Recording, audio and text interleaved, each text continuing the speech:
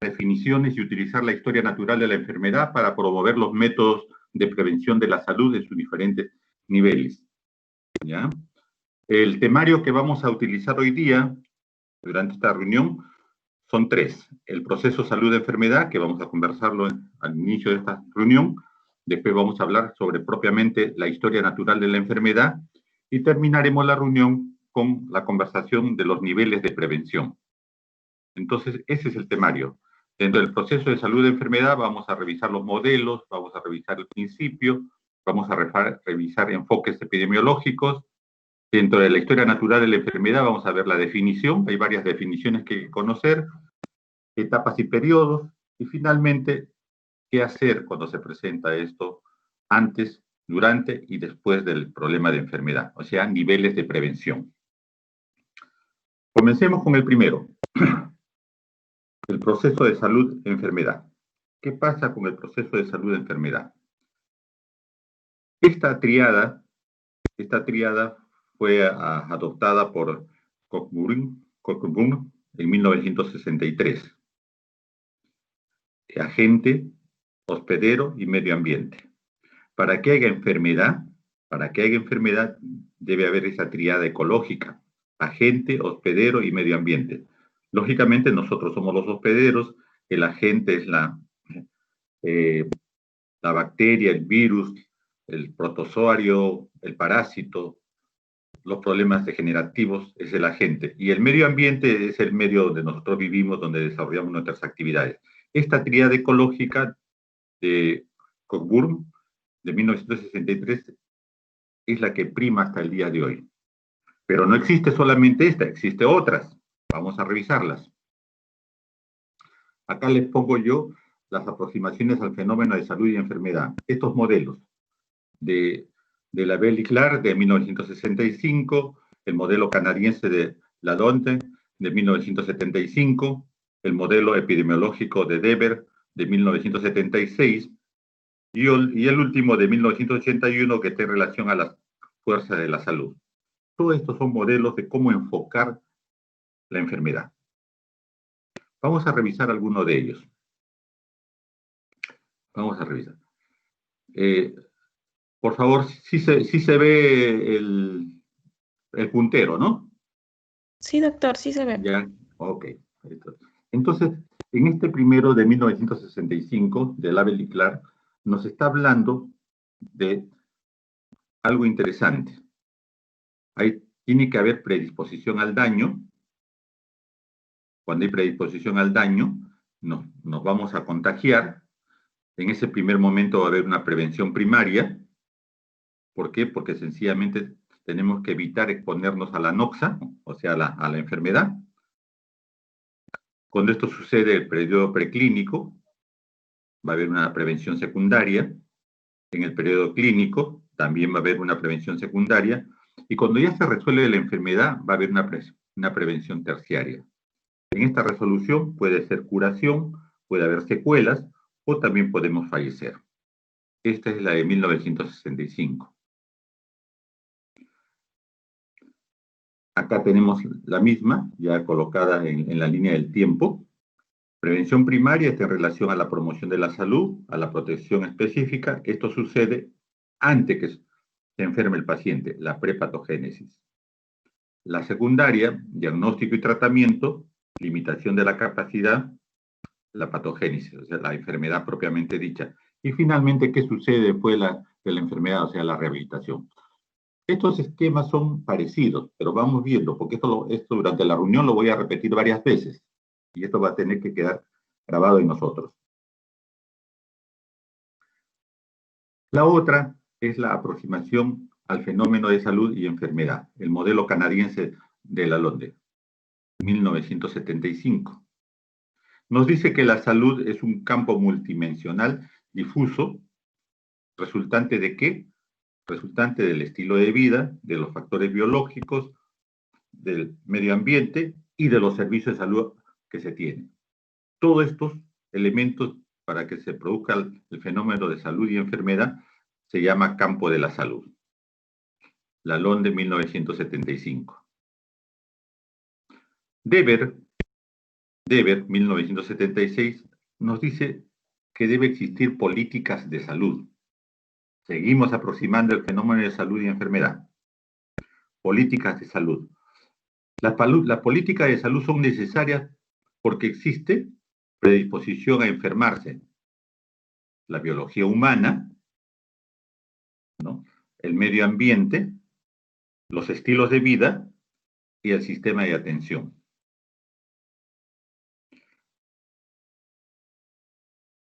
La biología humana está dado por los mecanismos psicológicos, ojo, y acá entra psicológicos, fisiológicos, maduración y crecimiento y herencia genética. Esto nos da el hecho de ser huésped en los otros modelos y por lo tanto tenemos que tener en cuenta. El medio ambiente puede ser físico, puede ser psíquico y puede ser social. Los estilos de vida están en relación al trabajo, a los patrones de consumo, a los riesgos a los que estamos expuestos. Y todo esto termina siendo necesario para ello el sistema de atención. Los sistemas de atención pueden ser prevención, curación y restauración. Hay algunos cambios de términos nada más, pero al final vayan viendo ustedes que los modelos son parecidos, tratando de mejorar la lucidez del trabajador de salud, del profesional de la salud, para casualmente manejar los problemas epidemiológicos. Bloom, 1981. Bloom, 1981. Ya nos habla de una definición de lo que es salud. Salud es bienestar, dice, un bienestar social, somático y psíquico. Que para que esto haya, social, somático y psíquico, tiene que deberse a diferentes factores. El principal son la herencia, los estilos de vida, los medios de ambientes y el tratamiento o el manejo de los servicios de salud. Pues bien, eso es en relación a estas formas de pensamientos de cómo se evalúa y se maneja el problema salud-enfermedad. Existen principios epidemiológicos. Hay enfoques de principios epidemiológicos, pero lo que les estoy colocando en esta parte del camino son estos 4 que son interesantes. La asociación causal, que exige sustentar los mecanismos de causalidad, ¿no? La asociación causal está en relación justamente a la causa y efecto. Los modelos teóricos que no se equiparan con las experiencias. La experiencia es muy importante porque a pesar que hacemos modelos teóricos de una enfermedad, no es permanente, no es constante, no es unitario. Cada ser humano responde en forma diferente ante una noxa. Cada grupo humano responde diferente ante una noxa. Depende ya del medio ambiente.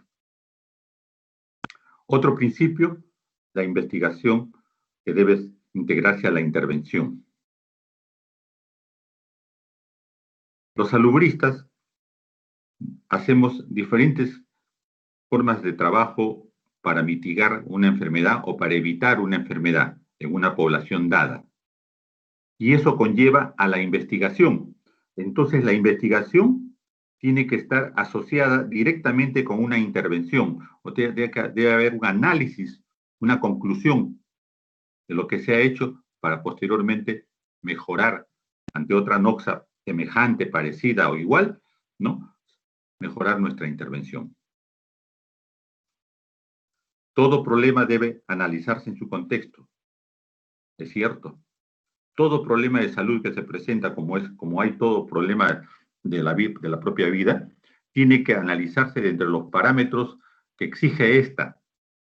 Principalmente, el contexto significa que tenemos que tomar todos los elementos de juicio para poder analizar un problema y encontrarle una solución. Entonces, todo problema debe analizarse en su contexto.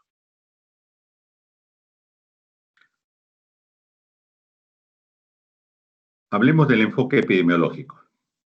Este enfoque ha sido conceptualizado y practicado por los epidemiólogos desde sus inicios, dice la referencia. Puede distinguirse 3 enfoques principales. Puede distinguirse 3 enfoques. el enfoque biomédico, el enfoque social y el enfoque histórico. Estos enfoques nos van a permitir dar características individualizadas en torno a la causalidad, ¿no? Y a la metodología y sus aplicaciones. Veamos esto. Vamos a desmenuzar. ¿En qué consiste el enfoque médico? Esto está en relación a que se dice que el problema, su origen siempre es único, la unicausalidad. Piensa al hombre enfermo como una máquina que dejó de funcionar bien y hay que arreglarlo, ¿no? O cuál engranaje lo está considerando en la incidencia del entorno. Esto significa que el médico pensaba que solamente la parte física era muy importante. Buscaba encontrar el motivo de la agresión hacia la parte física y por eso buscaba que solamente un solo problema, una sola nox era causante de todo. Nosotros los médicos en la parte clínica le llamamos justamente unidad clínica. Pero cuando hablamos de salud pública, la cosa es más amplia. Hay que agregarle el enfoque biopsicosocial. El enfoque biopsicosocial. En este caso, este enfoque, que es más amplio ya, visualiza al hombre como una complejidad multicausal. Por lo tanto, la cosa se va mejorando. Dice que cuando un sujeto enferma, habrá varios factores a considerar, tanto lo biológico, lo psíquico, lo que compete al entorno, al medio ambiente. Volvemos a la tríada inicial con la que yo presenté esta reunión. También existe un enfoque histórico. Se dice que antes de emprender cualquier tarea de investigación, cabe cuestionar de si es posible que dicha investigación obtenga un estatuto epidemiológico sustentable en el ambiente físico. Fundamentos y métodos de conocimiento científico. Este enfoque histórico es el enfoque que más apreciamos en la parte epidemiológica. ¿Por qué? Porque valoramos la enfermedad en todo el contexto de que cómo ha evolucionado desde que se tuvo conocimiento de la misma y cómo es que ha afectado a las poblaciones humanas, y no solamente a ellas, sino cómo ha afectado al medio ambiente, y no solo a estas, sino cómo ha afectado a todo el entorno social de las poblaciones humanas. Vemos, en este caso, la línea del tiempo. Ese es el enfoque histórico. Entonces, ustedes tienen cómo se va evolucionando en los enfoques para tener algo más concreto, más evidente, al cual podamos nosotros acudir para interpretar el proceso de salud de enfermedad. Muy bien. Pasemos a la segunda parte. Ahora sí, esta es la parte, el meollo, la parte de la columna vertebral de la reunión de hoy. Historia natural de la enfermedad.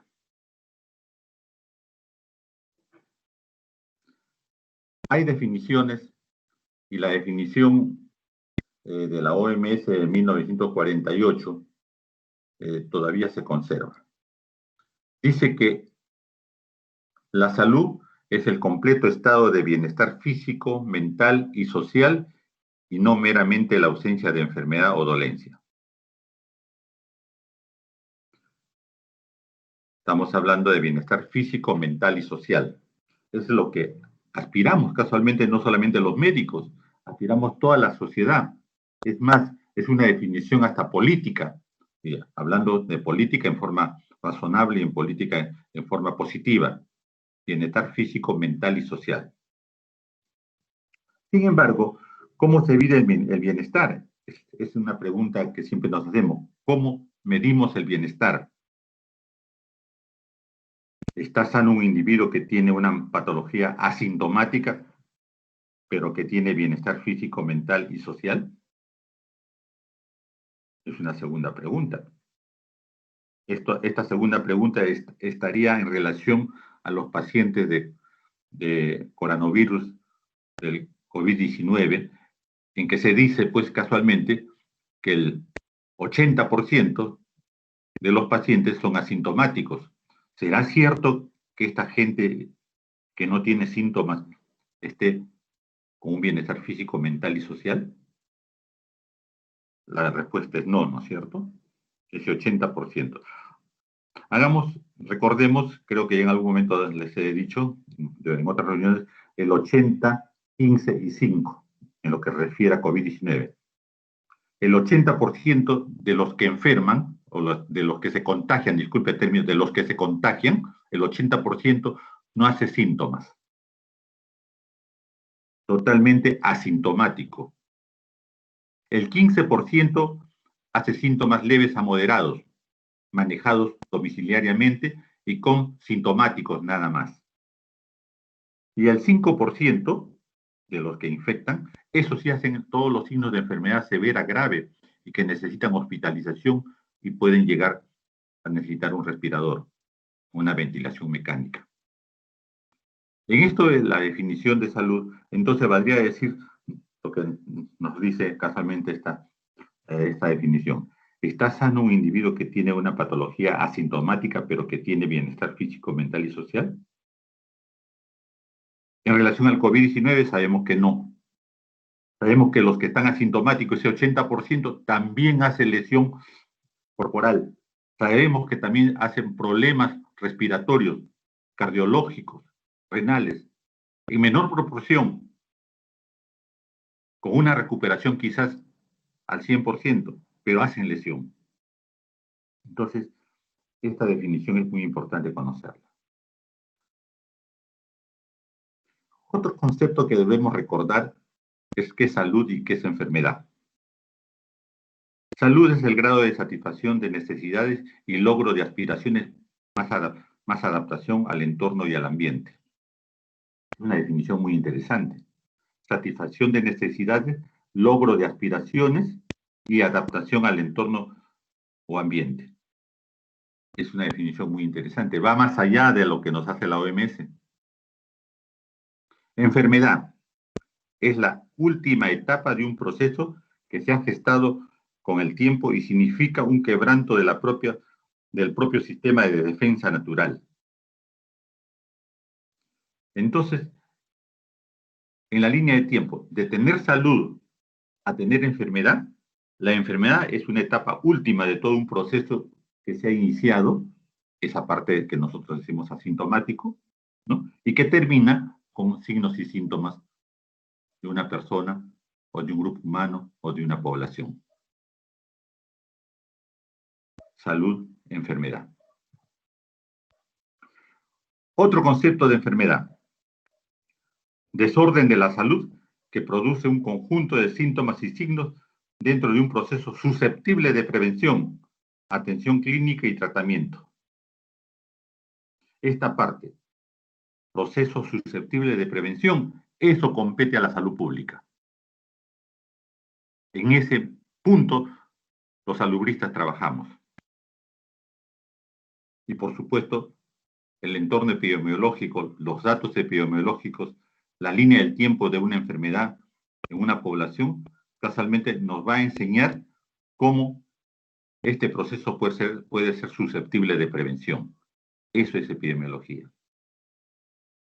El estudio de las enfermedades, ¿no?, en el entorno social de una población.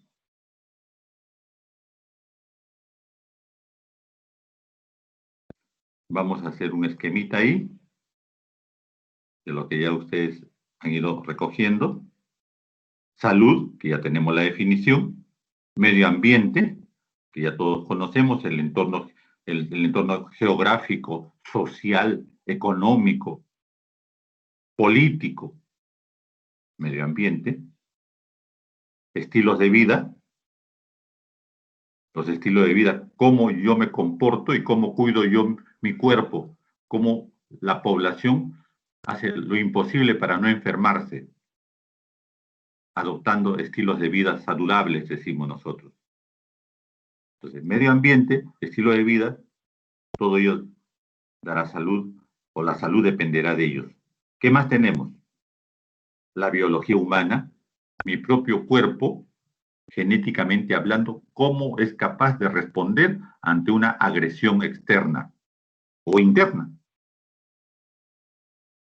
La biología humana. Todos no respondemos en igual forma ante una noxa. Entonces, la biología humana también tiene que ver con la salud. Y finalmente, nosotros, todos los trabajadores de salud, los médicos principalmente, que somos los líderes naturales de un equipo de salud, cómo los sistemas de asistencia funcionan ante la conservación de la salud.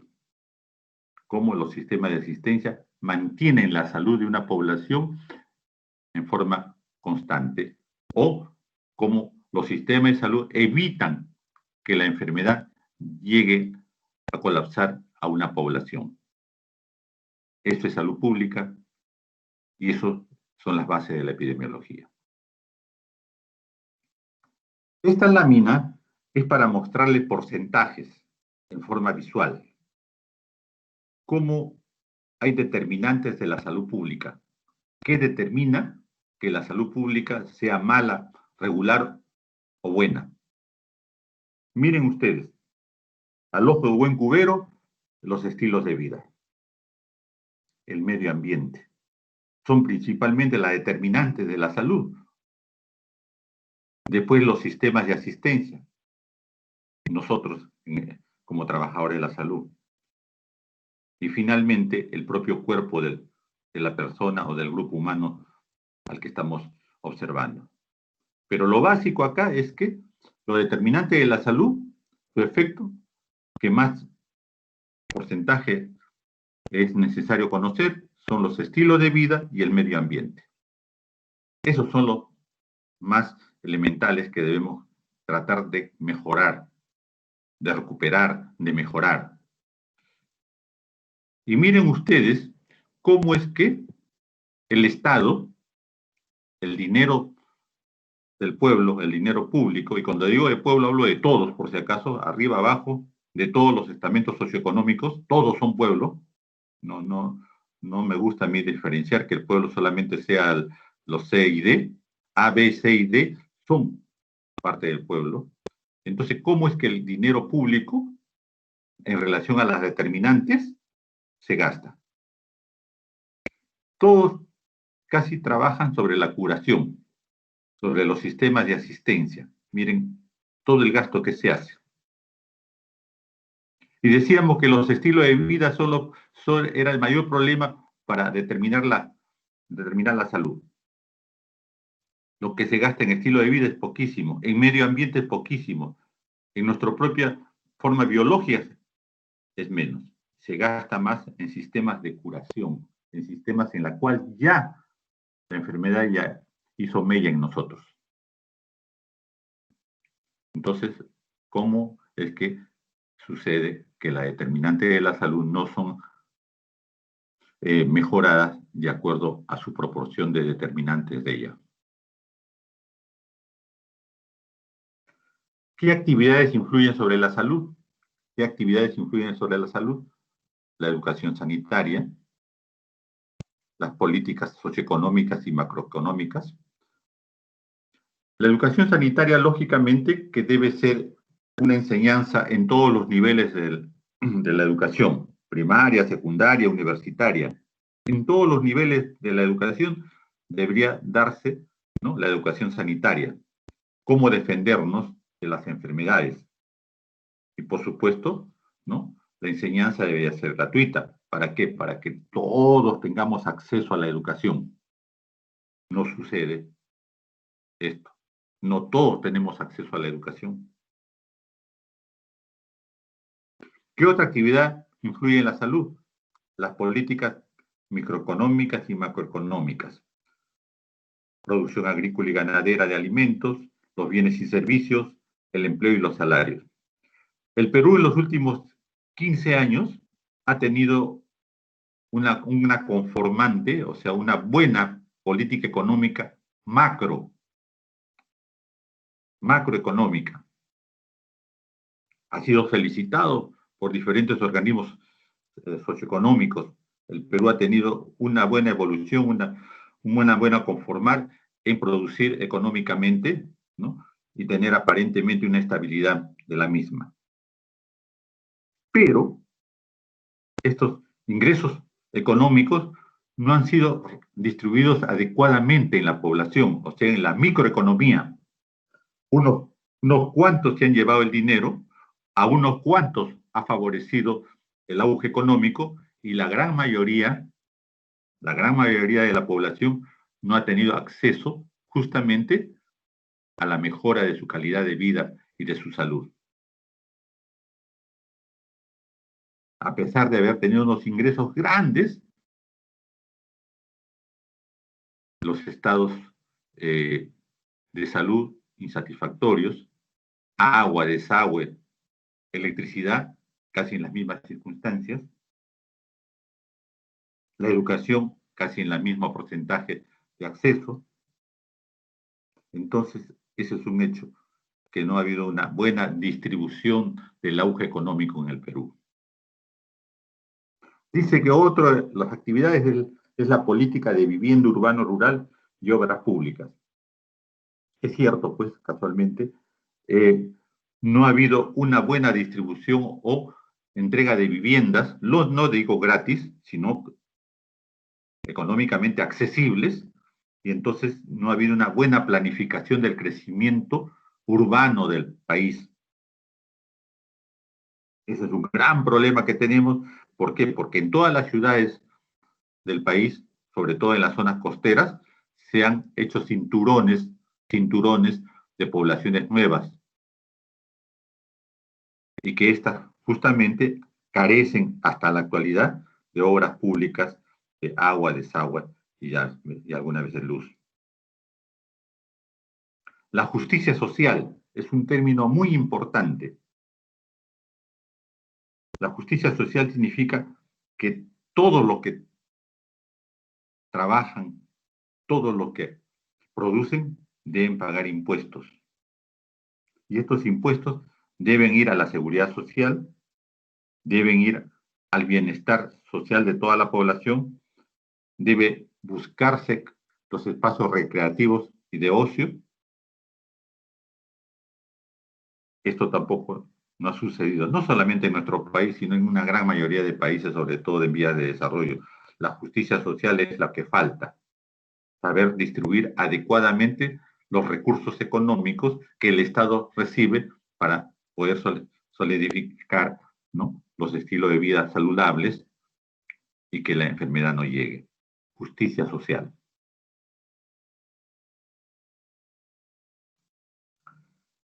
Historia natural de la enfermedad, vamos a ver la definición.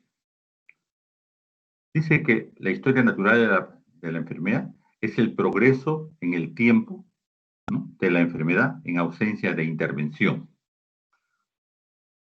¿Cómo es que una enfermedad, sin que el médico o el hombre intervenga en su proceso, se desarrolla desde el momento en que el paciente se infecta hasta el momento en el que aparentemente desaparece la enfermedad? Ese es el proceso natural de la enfermedad. ¿Quién está más expuesto a tener un proceso natural de la enfermedad? Las gentes que no tienen acceso socioeconómico o su acceso socioeconómico es bajo. En ellos vamos a observar justamente que existe con mayor claridad la historia natural de la enfermedad. Inicia con la exposición al factor de riesgo y termina con la recuperación, incapacidad o muerte. Exposición es el primer eslabón y termina con la recuperación, en buena parte de ellas, la incapacidad en una parte que también necesita atención, o la muerte de la misma persona. La figura es que no ha habido intervención de la ciencia médica. Eso es importante.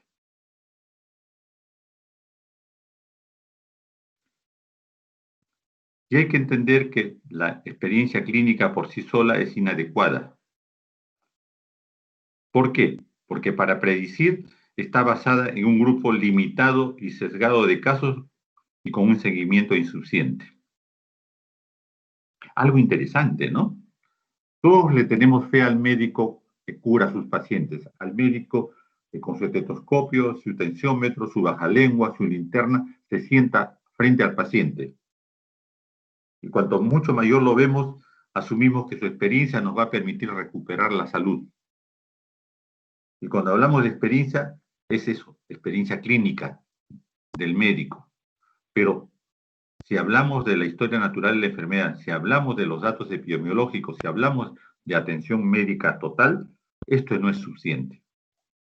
¿Por qué? Porque cada médico, de acuerdo al grupo humano que ha atendido, de acuerdo a la atención de una enfermedad que ha tenido, es su experiencia personal. Muchos dicen anécdota,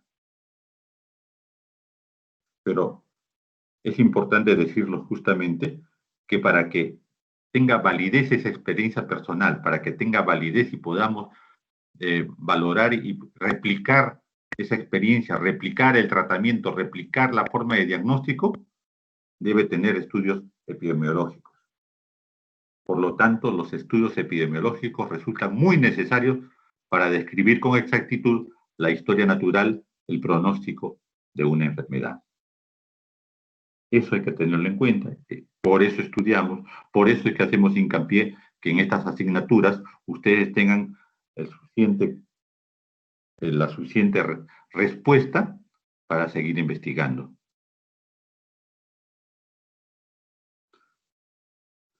Para hacer un estudio adecuado de lo que es historia natural de la enfermedad, se ha observado que tiene etapas. Esta parte, esta pantallita hay que recordarlo para adelante, porque hay que recordar cada una de estas porque las vamos a revisar en este momento. 1, la etapa prepatogénica o de susceptibilidad. 2, la etapa patogénica. 3, la etapa de resultado. Estas 3 etapas hay que valorarlas. En la etapa prepatogénica o de susceptibilidad, se dice que desde el contacto con los factores de riesgo hasta la aparición de los cambios patológicos, es esta, prepatogénica. En esta etapa prepatogénica o de susceptibilidad no existe síntoma subclínico. Os escucho, subclínico. Después viene la etapa patogénica. Y en la etapa patogénica tenemos 2 momentos. El periodo subclínico en la que aparecen cambios patológicos en nuestro organismo, pero no manifestamos síntomas ni signos. En la segunda etapa de esta patogénica, el periodo clínico, ya existen síntomas y signos. ¿Qué son los síntomas? Los síntomas son todo lo que el paciente siente, pero que el examinador, el médico, no puede observar, no puede mirar. Pero el paciente nos dice que lo tiene. Ejemplo, el dolor. Nadie ha visto el dolor, pero el paciente nos dice que duele y nos dice la intensidad con la que le duele y nos dice la localización del dolor, nos dice la irradiación del dolor, nos dice con qué calma, con qué aumenta. Pero el médico no lo ve. Eso es un síntoma. El dolor. Las náuseas también es otro síntoma. Nadie ha visto las náuseas. En cambio, los signos es todo lo que el examinador, el médico, observa. La palidez, la ictericia, ¿no? Son signos. La tos es signo. El vómito es signo. Pero hay también síntoma y signo a la vez. La fiebre. La fiebre es un síntoma y un signo a la vez. Porque la fiebre, el paciente dice, me siento con fiebre, doctor. Me siento calenturado. El médico agarra, le toma la mano, le pone el dorso de su mano en la frente y siente el aumento de temperatura del paciente. Por lo tanto, la fiebre es síntoma y signo a la vez. Pues bien, esta es la etapa patogénica, subclínico y clínico. Después viene una tercera etapa, que es la etapa de resultados. Desde la presencia de las complicaciones o incapacidad hasta la recuperación total a la muerte. El pico más alto de la patogenia, que es el periodo clínico, en un determinado momento comienza a disminuir. los síntomas y signos comienzan a disminuir y en un momento dado a desaparecer. Puede ser porque haya recuperación, la convalescencia, o porque el paciente desgraciadamente fallece. Entonces, la historia natural de la enfermedad hay que entenderla así. ¿Y por qué es historia natural? Porque no hay intervención para los cambios de la evolución de la enfermedad. Cuando ya el médico interviene, le da un antipirético, le da un analgésico, le da un antibiótico, le da un antiparasitario, cuando interviene, ya la historia natural de la enfermedad se corta, desaparece.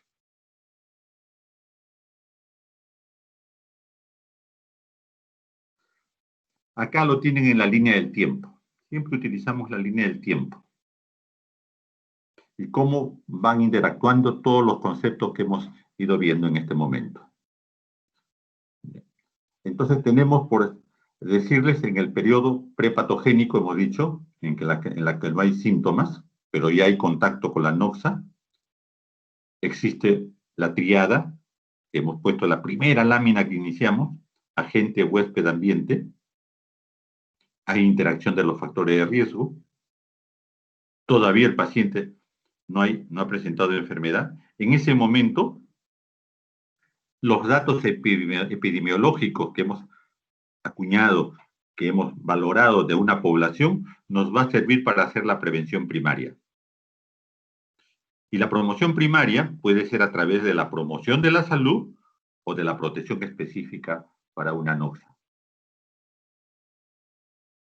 Cuando ya suceden los síntomas y los signos, comenzamos con el periodo subclínico y después clínico, ¿no?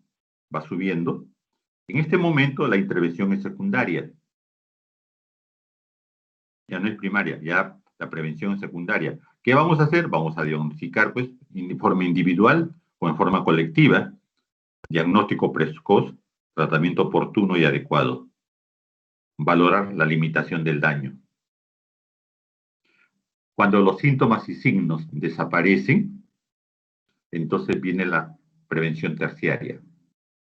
De lo que queda del paciente o de la población, hablando en forma epidemiológica, tenemos que trabajar en la rehabilitación.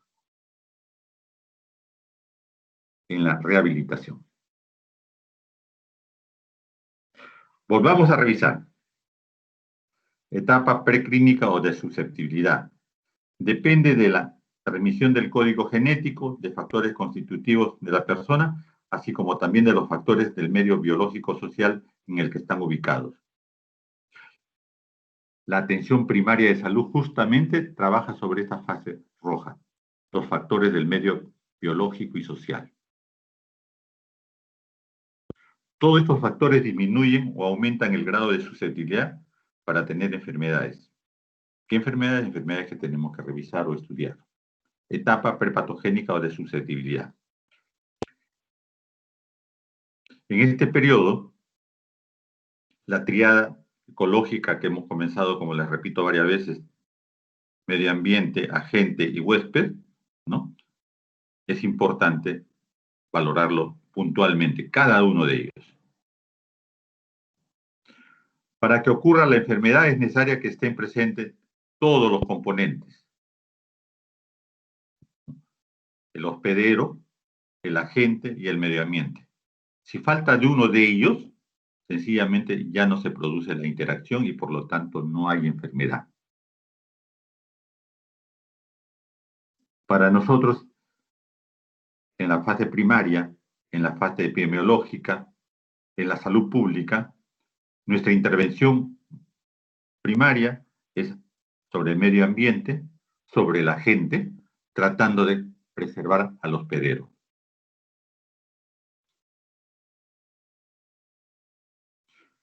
La etapa patogénica, la subdivisión que lo hemos visto, la etapa subclínica y la etapa clínica, ya la hemos conversado, ¿no? En la etapa subclínica existen cambios patológicos detectables, pero no presentan signos ni síntomas. En este momento se utilizan análisis inmunológicos y otros exámenes auxiliares. Si nos acercamos al COVID, al COVID-19, ¿no?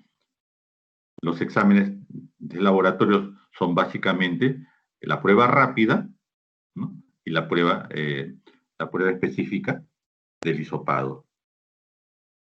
En la etapa clínica ya existen los síntomas y signos propios de la enfermedad que hacen que el médico justamente se valga de ellos para hacer un diagnóstico.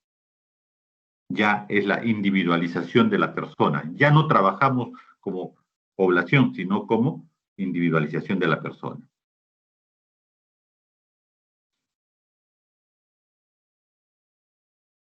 Periodos de la etapa patogénica: incubación, inducción, latencia, desventaja y punto crítico. Estos son los periodos de la etapa patogénica. Vamos a revisarlos. El periodo de incubación es el tiempo que transcurre desde el ingreso del agente infeccioso hasta que se presentan los síntomas y signos de la enfermedad. Periodo de incubación. Esta forma de pensamiento, esta forma de definición, sobre todo se utiliza para poder interpretar una enfermedad transmisible, una enfermedad infecciosa, una enfermedad que se da de persona a persona. El COVID-19 es una enfermedad transmisible, por lo tanto, tiene un periodo de incubación que hasta ahora no está definido totalmente, pero en los 8 meses que estamos trabajando se dice que es un promedio de 3 días cuando se presenta la enfermedad. Pero en el 80% que no hace enfermedad, que solamente hace la infección, no se presenta a ello. Dejamos solamente para el 20% de pacientes, de ese 15 y 5.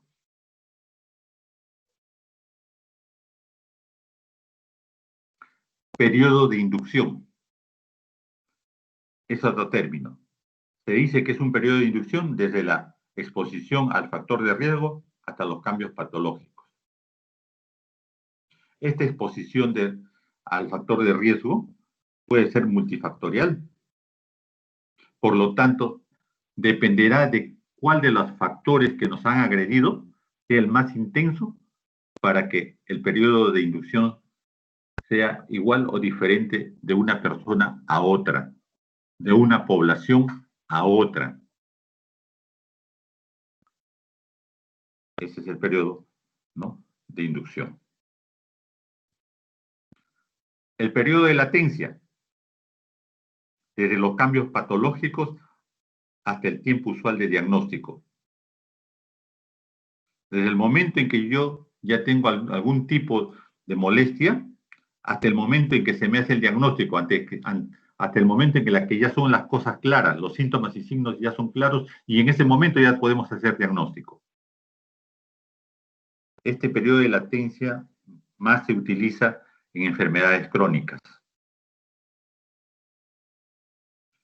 Entonces, un intervalo cronológico entre su ocurrencia y su detección puede ser reducido mediante la mejora de los métodos de detección. Lógicamente que sí. Siempre una enfermedad crónica, la diabetes. Se dice que la diabetes mellitus no puede ser 1 o 2.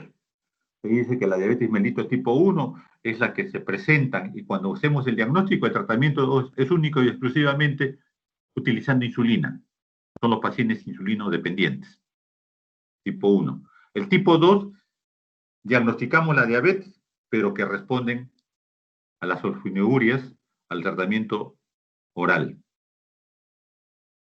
Desde el punto de vista biológico, sabrán ustedes que la tipo 1 es en la cual no hay insulina, pues el páncreas no es capaz de producir insulina, sencillamente no lo hay. En la tipo 2 puede haber dos momentos. Una en la que ha disminuido la producción de insulina, por eso descompensa al paciente, o que habiendo la suficiente cantidad de insulina producida por el páncreas, ¿no?, esta no es recepcionada adecuadamente por las células. Hay una resistencia a la insulina. Habiendo la resistencia a la insulina, entonces comienzan a producirse cambios en el endotelio vascular. La glucosa ingerida no ingresa al ciclo de Krebs porque no se puede convertir en glucosa 6-fosfato, les estoy haciendo recordar bioquímica, y por lo tanto comienza a circular por las arterias. Y esta glucosa comienza a lesionar los endotelios vasculares y por lo tanto silenciosamente comienza a producir procesos mórbidos anatomopatológicos detectables. Cuando ya se presentan los problemas clínicos, la síncope, polifagia, polidipsia, poliuria, prurito y pérdida de peso, ya la enfermedad ha avanzado un buen tiempo. En muchos casos 10, 15 años. La diabetes es una enfermedad silenciosa, igual que la hipertensión arterial, en un primer momento. Entonces, ese es el periodo de latencia. Desde el momento que comenzó la enfermedad hasta el momento en que yo como médico o el paciente mismo se da cuenta de que algo le está sucediendo. Por eso que el periodo de latencia se utiliza como término para valorar enfermedades crónicas. La diabetes, la hipertensión arterial son enfermedades de salud pública porque afecta una gran cantidad de personas en una población determinada.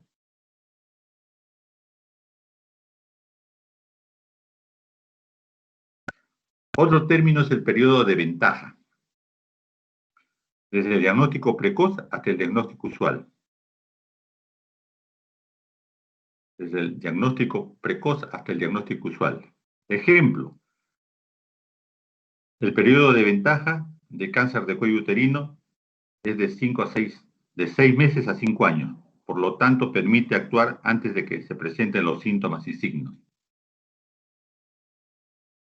El conocimiento de que existe el periodo de ventaja, por decirles en este ejemplo del cáncer de cuello uterino, hace que nosotros hagamos detección precoz del mismo. ¿Y cómo hacemos detección precoz del mismo? Mediante campañas de buscar células malignas en el cérvix, el famoso Papa Nicolau en la mujer. Toda mujer que ya tiene actividad sexual, ¿no? Con mayor razón, sin necesidad de tener ningún tipo de molestia, debe hacerse un control, un despistaje anualmente. Estamos en el periodo de ventaja, porque si nosotros detectamos precozmente, antes que la paciente pueda sentir sintomatología o signología, que generalmente es a los 5 años, entonces podemos dar tratamiento preventivo, tratamiento precoz, y podemos curar el cáncer de cuello uterino. Curar. Es un cáncer que se puede curar en un primer momento. Pero cuando este cáncer ya avanza, ¿no? Ya toma elementos linfáticos, sale de fuera de la serosa, sencillamente ya no podemos hacer nada, solamente usamos tratamientos paliativos. Entonces, a este momento, y este es un problema de salud pública. Este es un problema de salud pública. Por eso que el Estado se preocupa en invertir justamente en el despistaje de cáncer de cuello uterino en todas las mujeres. Y aún más, tenemos la vacuna, ¿no? La vacuna en las mujeres, ¿no? Que no lo tienen para evitar justamente que puedan llegar a ello. Las políticas de salud pública actualmente son en pacientes que no han tenido actividad sexual y menores de 15 años, creo.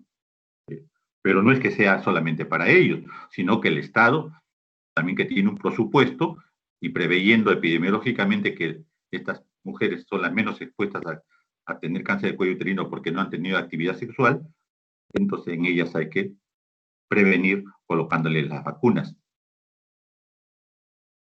Ese es un hecho. Entonces, periodo de ventaja.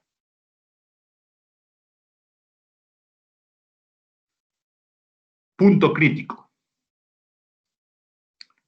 Es aquel punto de la enfermedad antes del cual el tratamiento es más efectivo y es más fácil de aplicar que más tarde. Está ubicado entre el diagnóstico precoz y el diagnóstico usual. O sea, el punto crítico está dentro del periodo de ventaja. Está dentro del periodo de ventaja. volviendo al cáncer de cuello uterino, si detecto, pues, en el Papá Nicolau, ¿no? Células neoplásicas que me están determinando que es un adenocarcinoma, y sencillamente reviso al paciente y solamente de repente solamente necesito una conificación del cuello uterino, solamente el área afectada. No hay metástasis ganglionar, no hay metástasis fuera del cuerpo del útero, y por lo tanto, de repente no es ni siquiera necesario sacar el útero, sobre todo si es mujer joven y que necesita y que piensa tener familia. Se hace una conificación, el médico gineco obstetra, y le da chance a que pueda, hasta que pueda tener familia.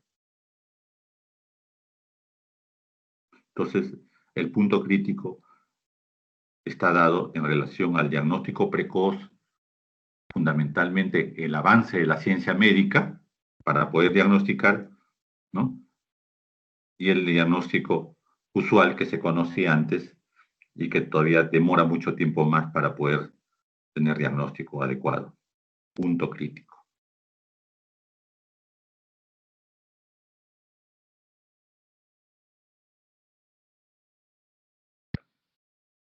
Esto es repetitivo del periodo de ventaja.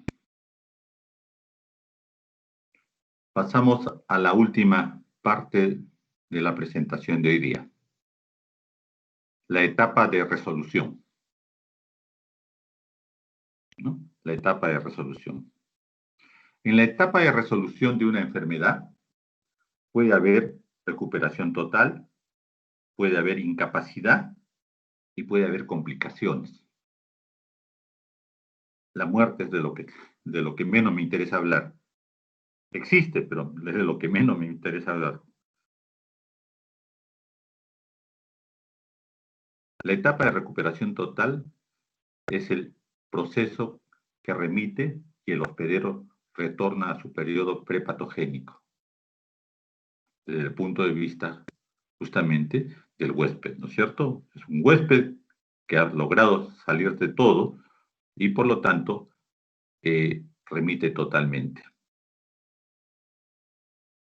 Hay enfermedades que permiten la recuperación total.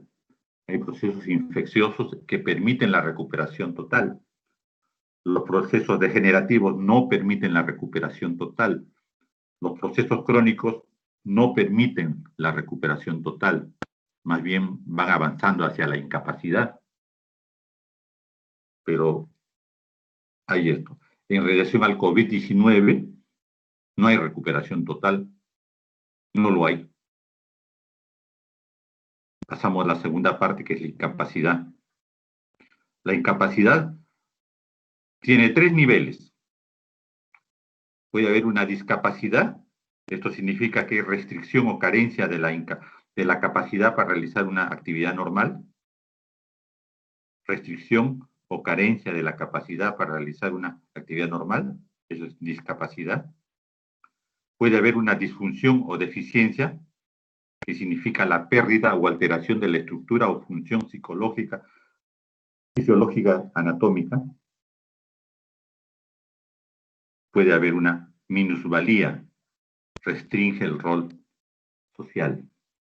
No tengo la respuesta adecuada ante mi entorno social.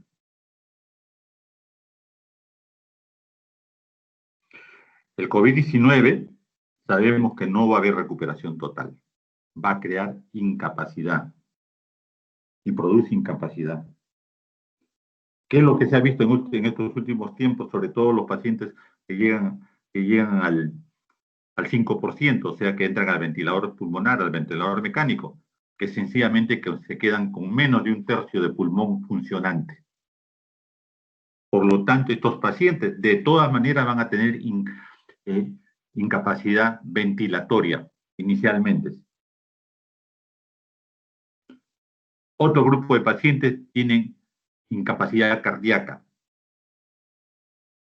Los pacientes que han llegado hasta desde el 15% y el 5%, muchos de ellos están haciendo arritmia por el tromboembolismo que ha afectado el miocardio. Ese miocardio ya no responde adecuadamente, no se contrae adecuadamente y tienen arritmia, una incapacidad, en este caso una discapacidad,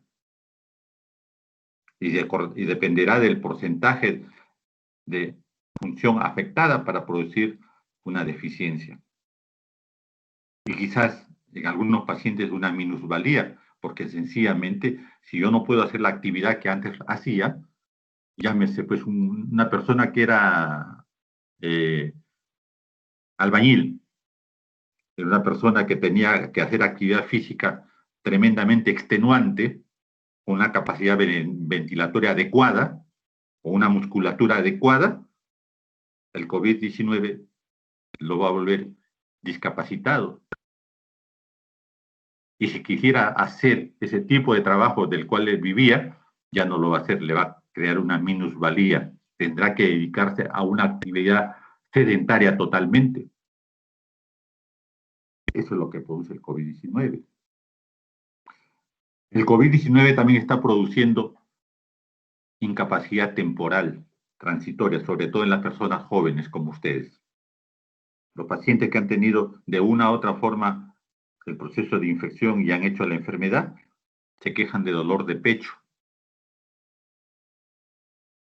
se quejan de dolor de cabeza, se quejan de tos. Y exactamente no se sabe cómo manejar la parte resolutiva, porque el médico lo que hace es darle sintomáticos, analgésicos, antiinflamatorios, esperando que evolucione favorablemente esa enfermedad. Quizás estamos asistiendo a la historia natural de la enfermedad. El uso de sustancias que no se sabía y que algunos en forma intuitiva lo usaron, ¿no? El dióxido de cloro, que es totalmente inadecuado, totalmente tonto usarlo, y algunos dicen, ¿eso me curó? Doctor, y yo me curé con eso, yo le juro que me curé con eso. No fue eso, fue la evolución natural de la enfermedad, y más bien el dióxido de cloro le va a crear problemas fundamentalmente de tipo hepático. Entonces, yo estoy seguro, porque nosotros estamos en contacto con nuestros pacientes de COVID-19, que la historia natural de la enfermedad es lo que existe hasta este momento, porque no tenemos tratamiento adecuado, fundamentalmente de tratamiento curativo. Lo que damos todos los médicos son medicamentos que ayudan a llevar con menor incapacidad el problema. Y cuando ingresan a la parte del 5%, o sea, entran a los cuidados intensivos, lo que hacemos es tratar de mantener la homeostasis del paciente para que pueda su cuerpo responder y resolver esa historia natural de la enfermedad. En ese momento damos los corticoides. En otros momentos es inadecuado dar corticoides. En ese momento sí vale la pena dar el corticoide para evitar el proceso inflamatorio. Damos antitrombóticos para evitar la coagulación intravascular diseminada, que es lo que mata al paciente. Hemos aprendido a no dar altas dosis de presión de oxígeno, porque el problema no es que le falte oxígeno, sino que no es captada a las células, el oxígeno no es captado por las células, eso es lo que pasa. Entonces hemos aprendido a dar oxígeno con presión baja, ya no alta. En 4 o 5 meses hemos cambiado la forma de ver al paciente con COVID-19. Hemos aprendido un montón. Por eso que la gente se nos muere menos. Se muere menos gente que en marzo, porque en marzo no sabíamos nada, solamente sabíamos lo que nos decían los italianos, porque los chinos no decían nada, los chinos estaban mudos. Los peruanos, que somos muy asiduos y muy investigadores, fundamentalmente desde el punto de vista clínico, hemos aprendido un montón. Entonces, y esto justamente es importantísimo. ¿Por qué? Porque cuanto más se cuiden ustedes, jóvenes, cuanto más se cuiden ustedes, quizás ustedes no enfermen, serán los asintomáticos, pero van a contagiar a sus padres, a sus abuelos, a las personas con enfermedades coexistentes como la diabetes, la hipertensión, la tuberculosis, el VIH, qué sé yo. Y esa gente es la que se muere. ¿Por qué? Porque no tenemos la capacidad resolutiva. Llegan a los hospitales y no hay camas, no hay ventiladores, no hay medicamentos. Entonces, ¿qué hacemos?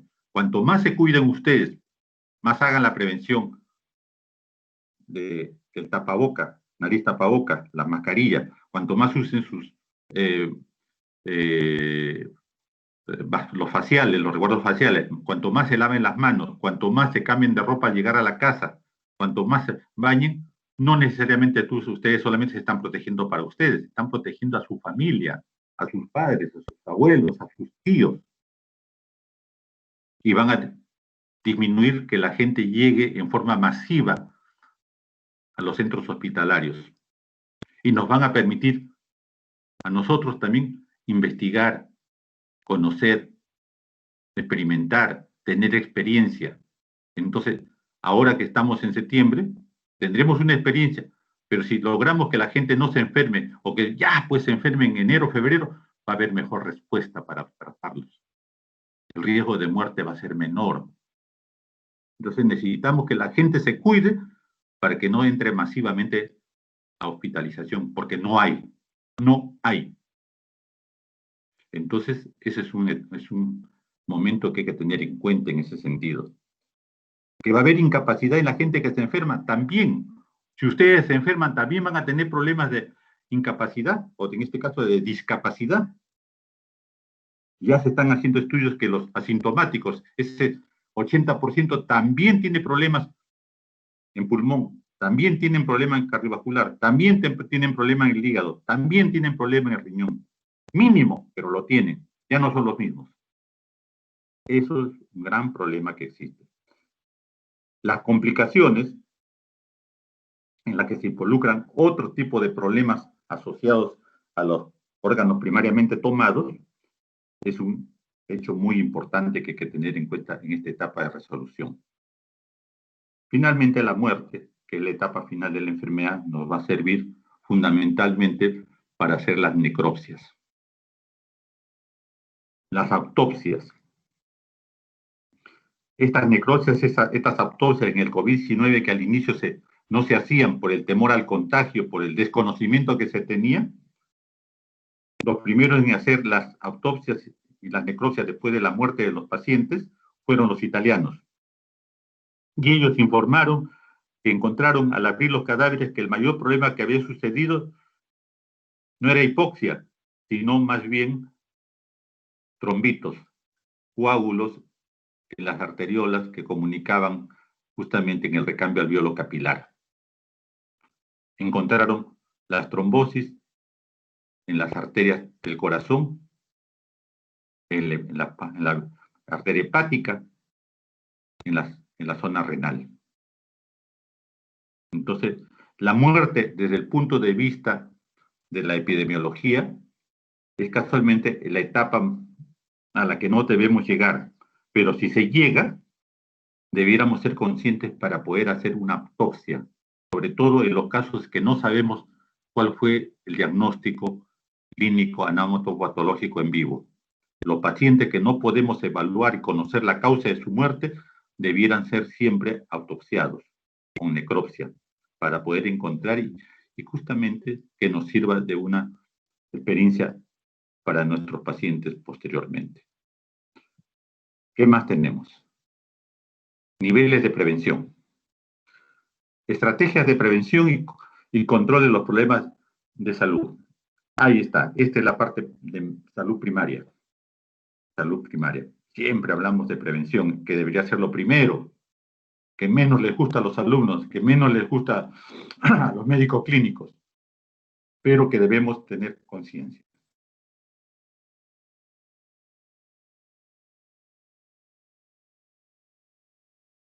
Muy bien. En los campos de prevención hay que decir algunas cosas. La disminución de las tasas de mortalidad en el Reino Unido a lo largo del siglo XIX se debió principalmente a la reducción del número de muertes por enfermedades infecciosas. Entonces, hay una cosa que trae a la otra. Si nosotros preveemos, y como lo hizo el Reino Unido, Inglaterra, fundamentalmente en el siglo XIX, los ingleses son los pioneros de la epidemiología, los ingleses son los pioneros de la epidemiología, entonces ellos valoran la prevención, valoraron en ese momento, en el siglo XIX, en base a la mortalidad. Ahora tendríamos que hablar también de la morbilidad.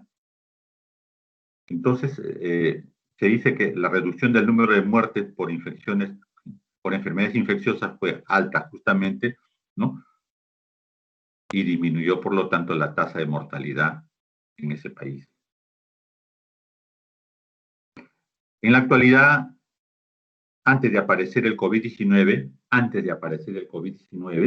se observó una disminución similar de muchos países en vías de desarrollo, sobre todo como consecuencia del aumento general del nivel de vida, en especial por lo referente a nutrición y higiene. ¿Qué queremos decir con eso? Hablábamos del huésped, hablábamos de la gente y hablábamos del medio ambiente. Esa triada muy importante desde el punto de vista de la producción de la enfermedad natural. Pues bien, lo que se quiere decir es que justamente cuando mejoran los niveles de vida, cuando mejora la nutrición, cuando mejora el cuidado de la salud en relación a la higiene, agua, desagüe, luz, también mejora, ¿no?, las estadísticas de prevención de las enfermedades. ¿Eso es prevención? Prevención es valorar justamente el medio ambiente, el agente y mejorar la respuesta, ¿no?, del huésped.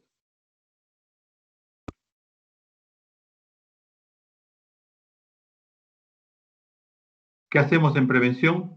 Hacemos prevención específica, ¿no?, que se llama prevención específica, vacunas. Esa es la prevención específica. Las enfermedades que puedan responder en forma social, en forma poblacional a las vacunas, sencillamente esta desaparece del medio.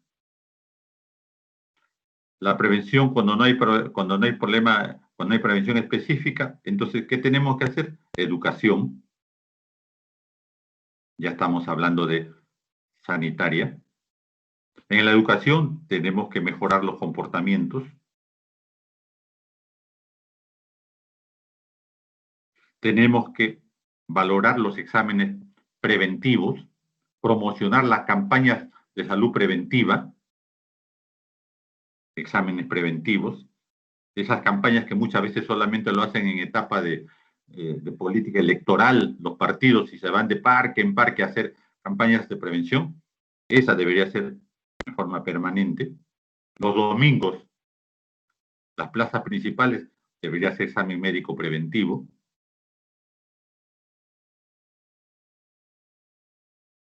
Deberíamos llegar a las etapas subclínicas y clínicas en forma temprana, diagnóstico y tratamiento tempranos.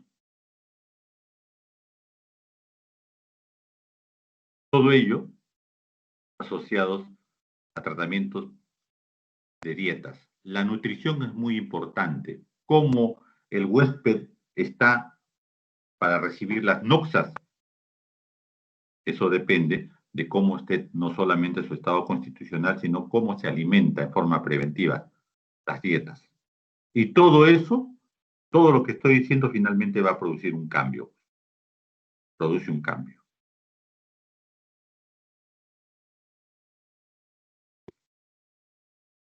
Hay niveles de prevención. Hay primordial, solamente para las personas sin riesgo, primaria para las personas con riesgo, secundaria para el enfermo asintomático y terciaria para el enfermo sintomático. Hemos dejado gabinetes, nuestro jefe de curso seguramente les está dejando y les va a conversar gabinetes para que ustedes puedan, en la segunda parte de la reunión, ya en forma domiciliaria, en forma de tarea, hacer la enfermedad natural de enfermedades. Van a tener que trabajarlo en grupo. Y todo esto que estoy mencionando en esta última parte de prevención les va a servir. En sí, toda la reunión les va a servir. Pero los niveles de prevención primordial, primaria, secundaria y terciaria, justamente les va a servir para hacer conclusiones. Les va a servir para hacer conclusiones. Miren ustedes en esta línea del tiempo los niveles de prevención. Esta misma lámina la hemos estado viendo anteriormente, pero acá ya le agregué yo los periodos de prevención. Periodo de prepatogénesis, el periodo de prepatogénesis, la prevención primaria. En la prevención primaria, la promoción de la salud y la protección de la salud. En el periodo de patogénesis, cuando ya el paciente se enfermó, prevención secundaria. Diagnóstico y tratamiento precoz es lo más importante en este nivel.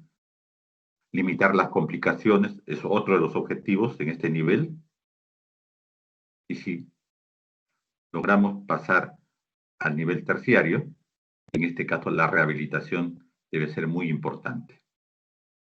Les decía yo que todos los pacientes que han enfermado de COVID-19, que han hecho la sintomatología moderada y severa, han quedado con secuelas, van a quedar con problemas.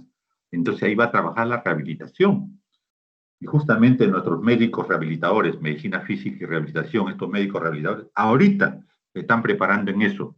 Le están tomando énfasis en rehabilitación respiratoria, en rehabilitación cardíaca, fundamentalmente, en estos dos puntos, respiratoria y cardíaca. Se va a necesitar de sus conocimientos, se va a necesitar de su experiencia, de su revisión de casos, para que puedan trabajar en los pacientes en la prevención terciaria. Después que ha pasado el COVID-19, ¿cómo quedarán nuestros pacientes? Yo ya les estoy haciendo que, y doctor, ¿cómo he quedado? Todavía no sé, hijo, vamos a esperar por lo menos unas 2 o 3 semanas, 4 semanas, y te hacemos una tomografía. Te voy a hacer una tomografía, mejor todavía una resonancia magnética, tus pulmones y de tu corazón. Y veré con cuánto de capacidad funcionante has quedado y ver cómo te hacemos la prevención terciaria, o sea, la rehabilitación, para que mejores lo mejor que sea posible y puedas vivir adecuadamente. Prevención terciaria.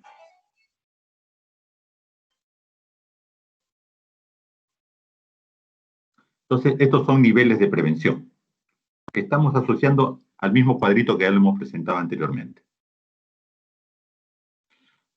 Prevención primordial, ya hemos indicado, es objetivo de evitar el surgimiento y la consolidación de patrones de vida social, económica y cultural que sabemos contribuyen a la elevación del riesgo de enfermedad.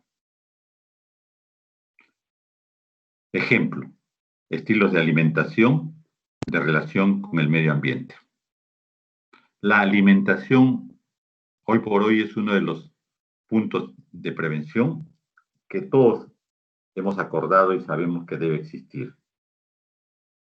Los estilos de alimentación deben mejorar, y si estamos en las zonas urbanas y si somos médicos, estudiantes de medicina que estamos sentados acá en el campo virtual horas de horas, tenemos que hacer prevención de alimentación y lógicamente de ejercicios. No podemos comer igual que antes, por más jóvenes que seamos.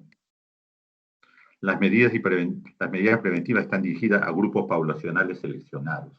Eso es, justamente, las medidas preventivas se indican de acuerdo al grupo etario, al sexo, a la actividad, a las noxas previamente establecidas. Todo ese contexto que el médico nutricionista asociado a la nutricionista, a la licenciada nutricionista deben saber para poder hacer prevención primordial, fundamentalmente de los estilos de alimentación. Prevención primaria. El propósito de la prevención primaria es limitar la incidencia de la enfermedad mediante el control de las causas y de los factores de riesgo específicos. Ejemplo, control de los alimentos que tienen colesterol, condones para la prevención de VIH. En COVID-19 diríamos los tres, la triada, ¿no es cierto? La prevención primaria es la triada: mascarilla, distancia social y lavada de manos. Esos tres también es triada. Mascarilla, distanciamiento social más de 1,20 m. Ahora le decimos 2 metros a la gente para que se ponga 1,50 m, ¿no? Y lavada de manos en forma frecuente. La prevención primaria está dirigida a los grupos seleccionados, población total y personas sanas. Acá tenemos un cuadrito en relación a las ventajas y desventajas de las estrategias de prevención primaria. Interesante, van a verlo. Primeramente, cuando hablamos de estrategia poblacional, o sea, toda la población. Eso es lo que hacíamos inicialmente en el COVID-19. Le decíamos a toda la población, estrategia poblacional. ¿Qué ventajas tiene de que toda la población se haya escondido en sus casas, que se hayan encerrado en sus casas? Que la prevención fue radical, fue de gran potencial para toda la población, adecuado para todos los comportamientos. Ese fue un primer momento. Las primeras 4 semanas, ¿se acuerdan que Lima estaba vacía? Parecía una ciudad desolada. Todo el mundo obedeció. Entonces, la estrategia poblacional fue utilizada en ese momento. Ventajas. La desventaja, ¿no? La desventaja es que hay escaso beneficio para los individuos, escasa motivación de las personas, escasa motivación de los médicos.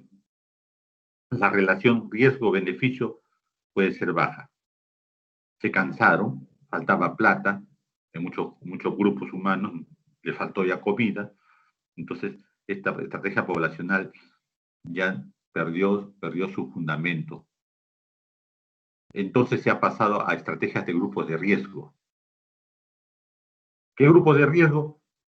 Acá Carlos Medina Soriano, ¿no? Me tienen enclaustrado, ¿no? Mayor de 60, dice, ya no, tiene que cuidarse. Es muy útil, muy valioso, así que se me tienen que cuidar. Ustedes van a hacer trabajo remoto. No me vengan al hospital, solamente me viene usted 1 o 2 veces por semana y bien cuidado. Grupo humano de riesgo. Mayores de 60. Menores de 60 con enfermedades comórbidas tampoco no me vengan. Los diabéticos, los hipertensos que están descompensados, no me vengan. Los que tienen neoplasias, no me vengan. Los que están teniendo tratamientos oncológicos, no me vengan. Porque ustedes son muy expuestos. Los tengo que cuidar. Estrategia de grupos de riesgo. ¿Qué ventajas tiene? Adecuada para individuos, motivación para los sujetos, motivación para los médicos, relación favorable, beneficio, riesgo. Pero todo no es ventaja, también hay desventaja. Dificultad de identificar a los de alto riesgo, el efecto es temporal, el efecto es limitado, inadecuado con los comportamientos. Inadecuado para comportamientos. Es muy cierto, ¿no? La gente sencillamente, pues llega un momento en que ya no soporta estar enclaustrado. Si yo no estuviera con ustedes, si yo no tuviera las clases con ustedes, con el posgrado, no sé qué haría de mi vida. Ya me he cansado de leer. Miren ustedes, eso es un riesgo también, el enclaustramiento. Entra en problemas emocionales, en problemas psíquicos. No puedo tener los grupos enclaustrados por mucho tiempo, tiene que ser temporal. Llega un momento en que la gente ya no se desbanda, el efecto es ilimitado, pero ya no funciona adecuadamente. Los compromisos se van perdiendo, por lo tanto los comportamientos también van siendo inadecuados en un determinado momento. Hay varios médicos que han fallecido porque sencillamente, a pesar de haberse indicado el enclaustramiento, comenzaron a atender pacientes. El paciente no entiende que no puede verlo en forma directa, exige que lo vea en forma directa, atiende en forma directa y se contagia. Han fallecido varios colegas nuestros por atender pacientes, estando ellos indicados su enclaustramiento. Entonces, son hechos importantes. Acá tienen ustedes la línea del tiempo ya con todo. con todo lo que hemos conversado. La prevención primaria, a este nivel. ¿Dónde está la atención primaria de toda esta línea del tiempo? Miren ustedes, ya esta línea del tiempo ya la hemos conversado. Entonces, solamente en esta gráfica es para puntualizar la prevención primaria. En la fase de susceptibilidad, donde hay factores de riesgo, ¿no? Con periodos de incubación, periodos de inducción, periodos de latencia, periodos de ventaja. Ahí manejamos la prevención primaria.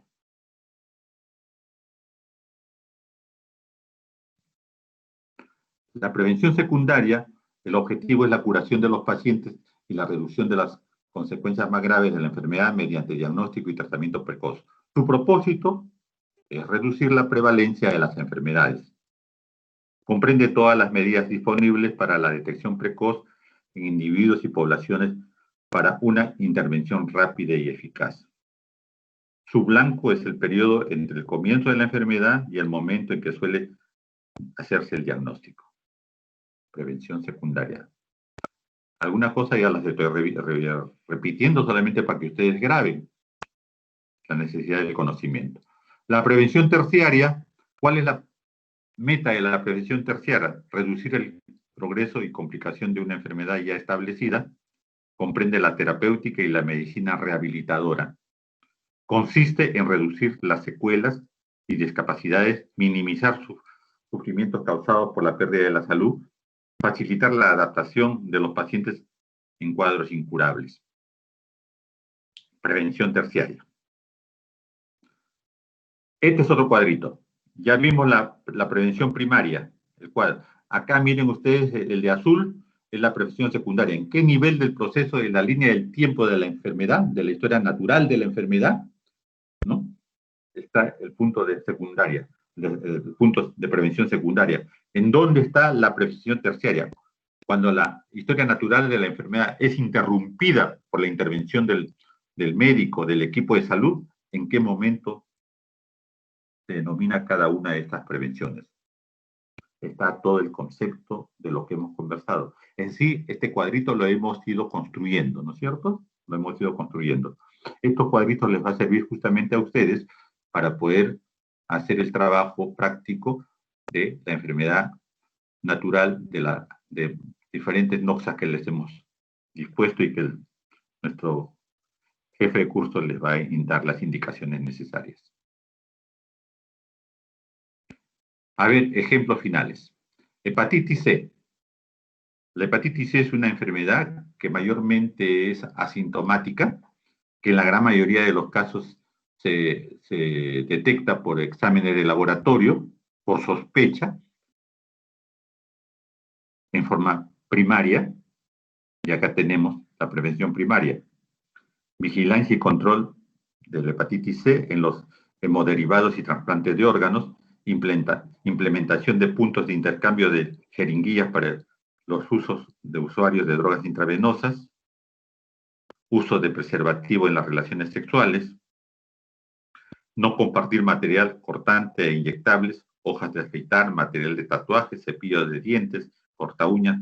Todos estos elementos del juicio ustedes ya los conocen en forma intuitiva, en forma familiar lo hacen. Estamos evitando el contexto de la hepatitis C. ¿Y por qué la hepatitis C? Porque la hepatitis C termina en su gran mayoría de veces en el tiempo, 10, 20 años, en cáncer hepático. Se nos mueren los pacientes. La prevención secundaria en este ejemplo de hepatitis C, control de paciente diagnosticado, instaurando tratamientos adecuados. Para el tratamiento de la hepatitis C casi no hay nada, salvo el uso de interferón. Y son carísimos. Los asegurados tienen acceso, creo, a estos tratamientos con interferón. Y sus resultados no son 100% seguros. Y finalmente, la prevención terciaria de la hepatitis C, insistir en las medidas de prevención y control progresivo de la hepatopatía. pensando en hepatitis C, lo mejor que podemos hacer es la prevención primaria, pues, primaria. Y no solamente nos estamos protegiendo de la hepatitis C, sino de la A y B también, de la A y B. Este es un ejemplo. Acá está, en esta lámina en sí sería la única que yo pondría para conversar todo lo que hemos hecho. Acá está el resumen de todo lo que hemos conversado. Periodo prepatogénico, periodo patogénico, ¿no? La triada agente, huésped y medio ambiente. Están los elementos en relación a la prevención primaria, prevención secundaria, prevención primaria. Están las actividades de promoción inicialmente. Acá también tienen otro cuadro, también de la línea del tiempo.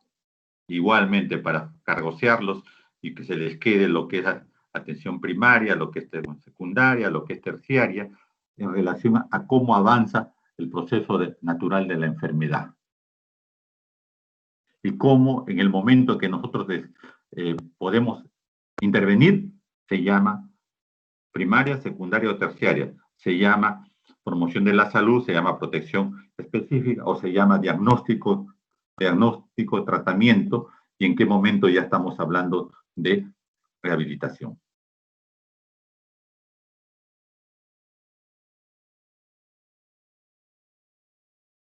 Acá, igualmente, factores de riesgo que producen la enfermedad y después la enfermedad, ¿qué pasa? Hay recuperación o muerte. Igualmente, si hablamos de eso, ¿en qué momento estamos hablando de primaria? ¿No? En la parte del factor de riesgo. ¿En qué momento estamos hablando de secundaria? En el periodo pre-asintomático y sintomático.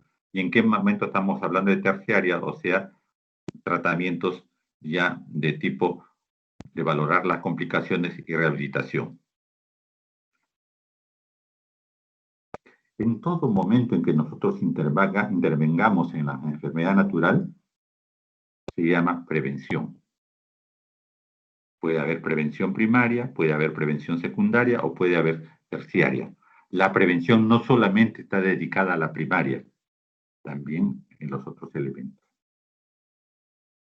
Lógicamente, en cualquiera de las etapas en que esté, ¿no? La detección temprana, la intervención preventiva o curativa puede mejorar, alterar la historia natural de la enfermedad cuando, sobre todo, esta es maligna.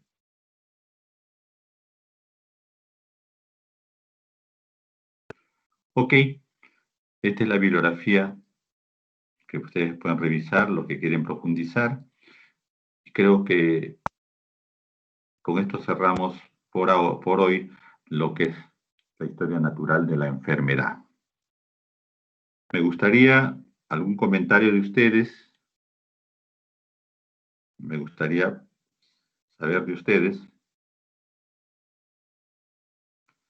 ¿Qué dice mi delegada Rosa? Sí, doctor. El compañero Gustavo García tiene una consulta. ¿Puede activar su audio, por favor? A ver, un ratito, ¿dónde estamos? Acá está. Buenos días. ¿Te escucho? Doctor, usted mencionó en la etapa de resolución, en el punto B, la incapacidad. Dijo que los asintomáticos también tendrán incapacidad y que dejarán, bueno, la mayoría supongo, no sé si se refería a todos, que dejarán No. sus actividades para hacer otras, ¿no? Ah, ya. Me refería al ejemplo que ponía del COVID-19. Claro, yo también me refiero justo a ese ejemplo del COVID, porque en esta enfermedad, personas que tienen trabajos de alto rendimiento como futbolistas, tenistas, han salido también últimamente con el tema de que están infectados con COVID, como el futbolista Jefferson Farfán, el futbolista Ezequiel Garay o el tenista Novak Djokovic. ¿Usted cree que ellos van a dejar de hacer lo que están haciendo solo porque ya tienen COVID? Lo que yo creo es que van a tener que evaluarse qué tanto ha sido el daño que han tenido en sus pulmones fundamentalmente, que puedan evaluar qué tanto ha sido el daño que les pueda permitir mantenerse en la actividad que están realizando. Los seres humanos no respondemos en forma general, en forma igualitaria a las noxas que nos atacan. Cada ser humano es diferente a otro. Decimos por eso nosotros los clínicos, yo soy médico internista, decimos que no existen enfermedades, existen enfermos. Siendo la enfermedad la parte básica del elemento de estudio, los enfermos son unos diferentes de otros. Cada uno tiene una respuesta. El huésped, en este caso que estamos diciendo, es cómo su forma biológica está compuesta para responder a la misma noxa. Teniendo todos nosotros los mismos números de cromosomas, no somos genéticamente iguales. Doctor. Sí. ¿Usted cree que tenga que ver algo? Bueno, ya dijo que sí, porque el tema del estilo de vida de los futbolistas de alto rendimiento o de los tenistas, ellos se cuidan en exceso y tienen una dieta especial. ¿Eso les favorece a que ellos normalmente puedan seguir sus carreras? Así es. La dieta que ellos tienen está en base a carnitina, que mejora las fibras de tipo muscular del músculo estriado fundamentalmente, y ayuda justamente a mejorar su rendimiento. Miren ustedes, les voy a poner de ejemplo la hipertensión arterial. Todo el mundo sabe de hipertensión arterial, pero ante una hipertensión arterial no todos respondemos en forma igualitaria. Le cuento, en este caso ingresa a tallar en forma idiosincrática, o sea, cuando digo idiosincrática no sabemos exactamente por qué, la raza. Los más claritos que les afecta la hipertensión arterial son capaces de controlar su hipertensión arterial y evolucionar en forma tal que a veces no se mueren de hipertensión arterial, sino de vejez. La hipertensión arterial los acompaña en la vida, los blanquitos. Cuando más oscuritos somos, la hipertensión arterial es más agresiva. Y los oscuritos, nosotros los médicos sabemos que son una hipertensión maligna. Le da al oscurito, le da la hipertensión arterial y se va a morir generalmente de hipertensión arterial y en corto tiempo. También sabemos que los inhibidores ECA, que a un blanquito le hace efecto desde el primer momento, a estos oscuritos no les hace efecto. Por lo tanto, los médicos sabemos que con ellos no podemos iniciar tratamientos con inhibidores ECA. De frente tenemos que darles calcio antagonista. Entonces, a pesar que la noxa en esta enfermedad crónica de la hipertensión arterial, que es generalmente en el 85, 90%, no, hasta 95% es de tipo primaria, quiere decir que no tiene causa conocida, la respuesta ante ellas depende del huésped. Depende del huésped. Lógicamente, los elementos nutricionales afectarán en mayor o menor grado a esta enfermedad. Igualmente va a suceder, recuerden que el primer reporte de COVID-19 fue en una forma muy tangencial en Wuhan en noviembre del año pasado. Los chinos escondieron muchas cosas, no estoy contra ellos por si acaso, pero nos escondieron demasiado.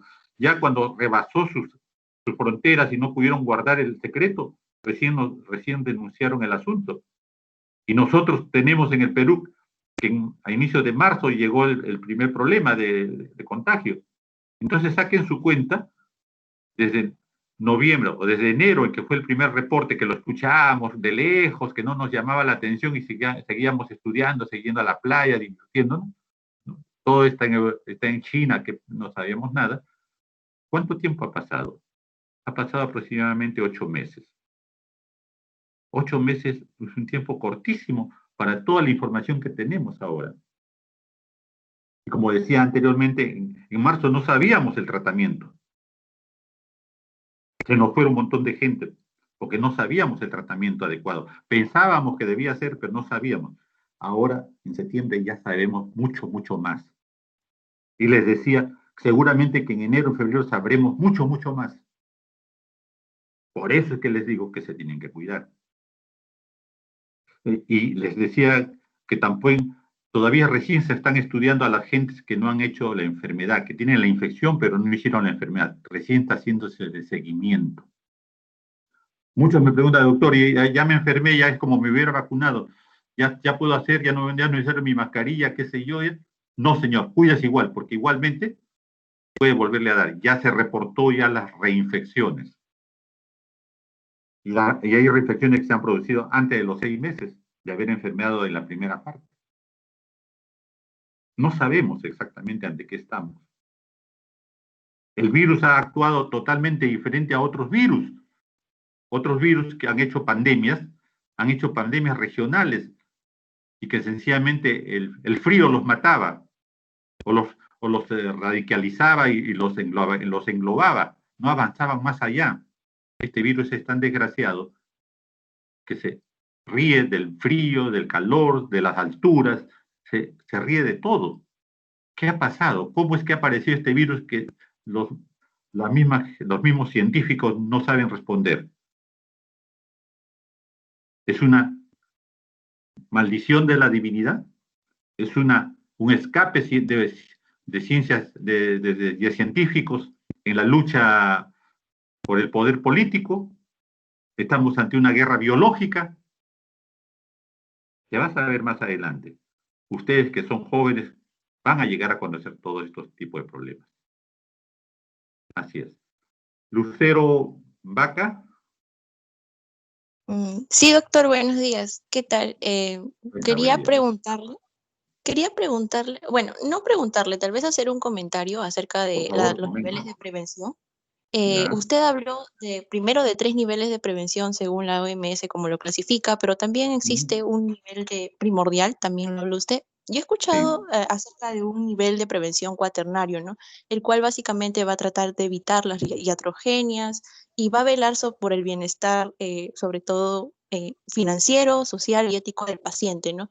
Quisiera saber usted qué perspectiva o qué opinión tiene acerca de la prevención cuaternaria, ¿no? Que se está hablando mucho en estos últimos años. Sí, se está hablando en la prevención cuaternaria, que en sí es una prevención ya no solamente desde el punto de vista médico, ya no solamente de atención de salud, estamos hablando de una prevención cuaternaria de tipo social. Ya entra la parte científica, ingresa la parte de la medicina y ingresa la parte social.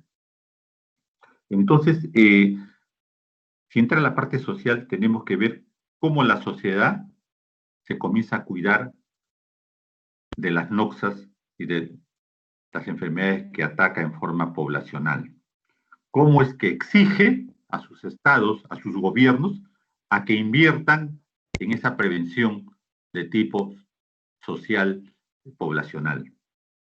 ¿Por qué? Porque interviene no solamente la medicina, no solamente la ciencia física, biológica, ingresa ya usted al campo de la política. ¿Cómo es que yo exijo a mi gobierno, a mi Estado, a que me proteja?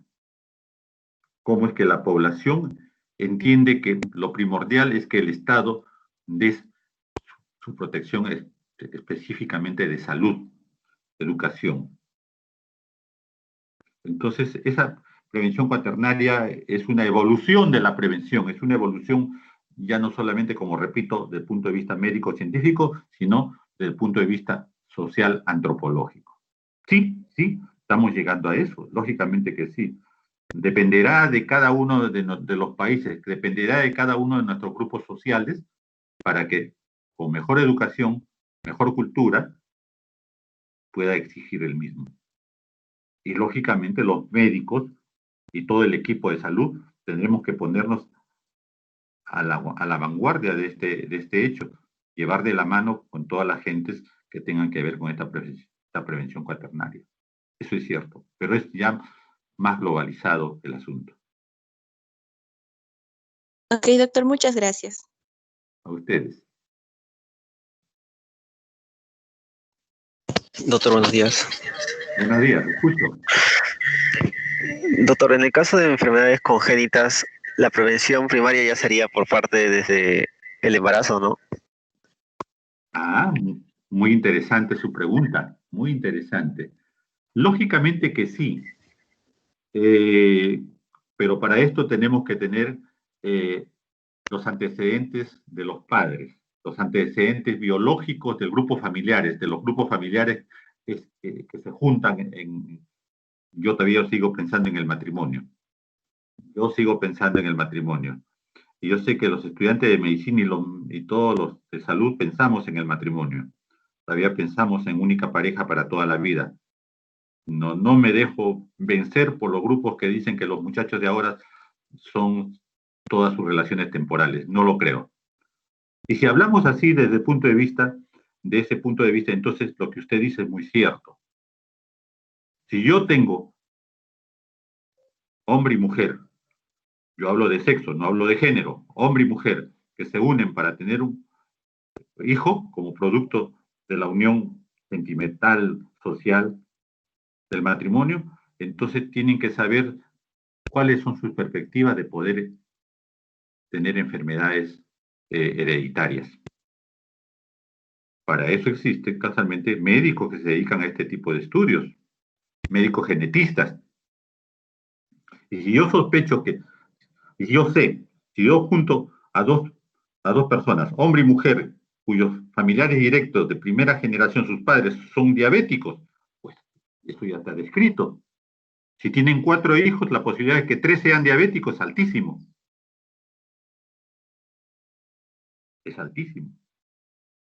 Si yo voy y visito a mi novia y veo que al hermanito menor no lo sacan a almorzar, y de un momento a otro lo veo por ahí dando vueltas y tiene un problema cromosomal,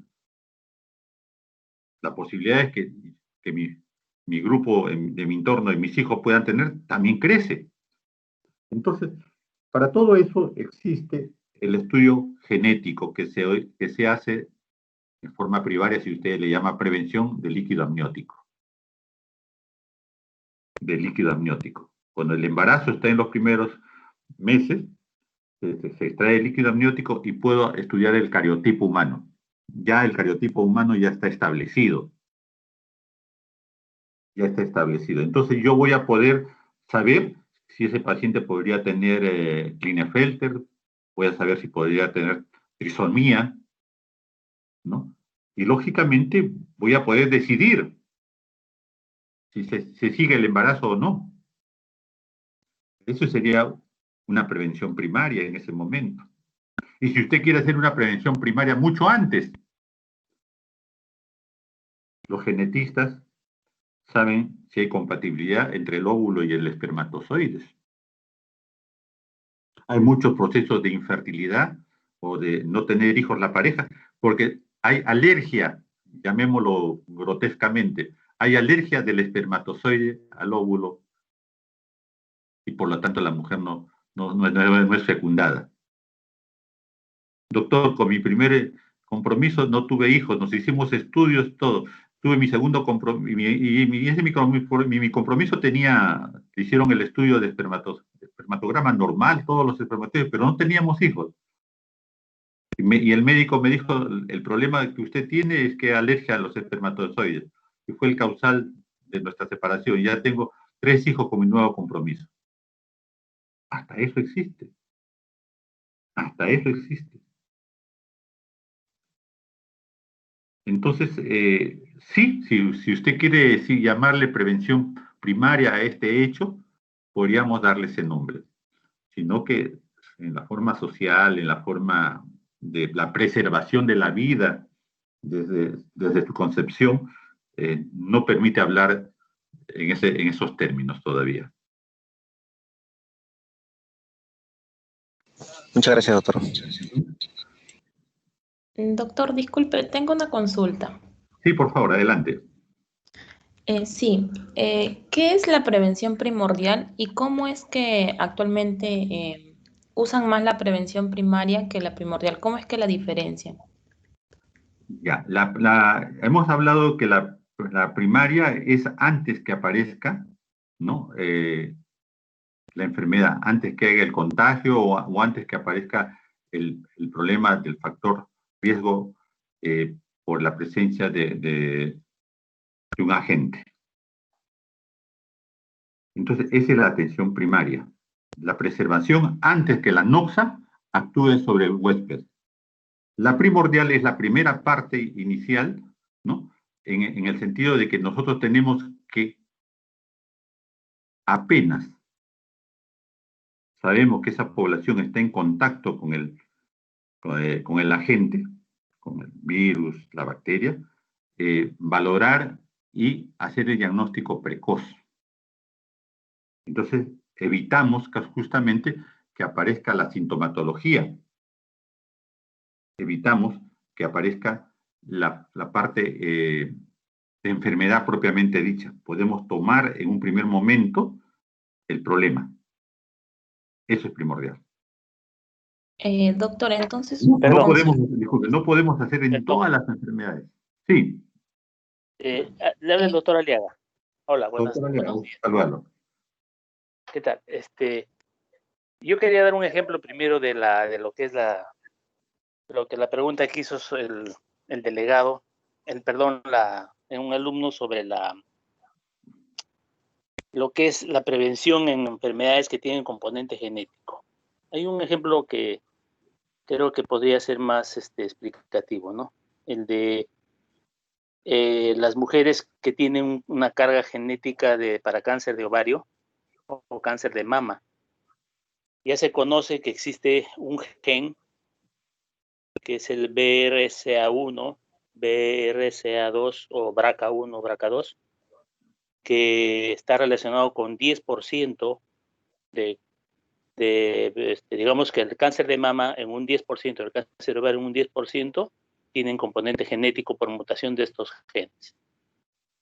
Entonces, la prevención en esos casos es que las mujeres tengan el hijo y eliminen el órgano diana. Es decir, eliminen los ovarios o eliminen las trompas, después de haber cumplido con tener descendencia, ¿no? Eso sería la prevención en estos casos en donde la enfermedad tiene carga genética. Y lo que sucedió con Angelina Jolie, por ejemplo, ¿no?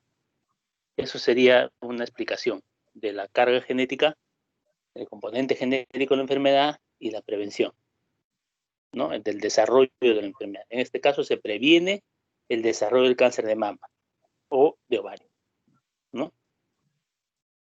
Entonces, lógicamente hay una serie de situaciones más allá que si hay una hermana con cáncer de mama, digamos, la carga es mayor, o si es una prima hermana, o si es una tía madre, ¿no?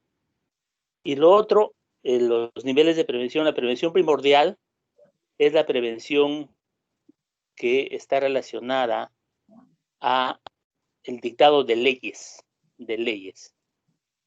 Por ejemplo, se sabe que el tabaquismo está relacionado, está asociado o es un factor de riesgo para el desarrollo de cáncer de pulmón o básicamente cáncer de pulmón, puede causar cáncer de lengua, de laringe, de vejiga, etcétera, ¿no? Entonces, la prevención primaria es no fumes, no te expongas al tabaco en ambientes donde otra gente fuma. Esa sería la prevención primaria. Y la prevención primordial es la que da el Estado, es decir, la ley 2530, en donde ya está prohibido fumar en lugares públicos. Esa es la prevención primordial, la legislación del Estado. Otra ley también que se dio, que es el uso del preservativo en los hostales, ¿no? Aun cuando no se cumple, o si se cumple, no lo sé. Y lo otro también de si se cumple o no se cumple, pero la prevención primordial es la legislación que dé el Estado con el fin de promover la salud en la población, ¿no? Claro que sí. Eso.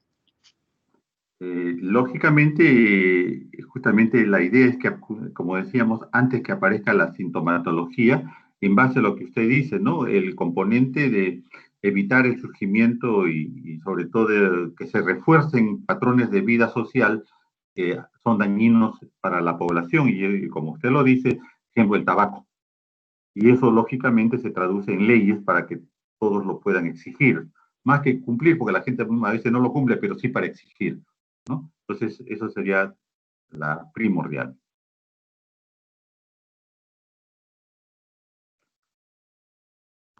Está bien, Alina, doctor. ya, ok.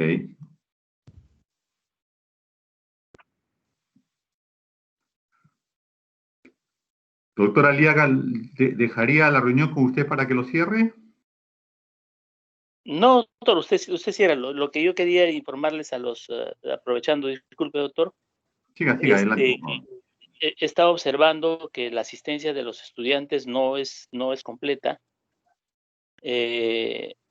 Varía de un momento a otro, de 73 a 60, 58, etcétera, ¿no? En TEAM nosotros estamos controlando la asistencia de los estudiantes. 30% de inasistencias, o sea, salir de la clase es una inasistencia. Entonces, 30% de inasistencias no tiene derecho a aprobar y así saque 20. Esto quiero, señorita delegada, que esto quede claro. La asistencia es fundamental. Vuelvo a repetir, 30% de inasistencias ya no da examen, ya está fuera del curso. ¿Ok? Ahora, el doctor ha dejado un gabinete que se va a hacer en grupos, como él muy bien lo ha manifestado, y les voy a hacer entrega posteriormente de finalizar la clase.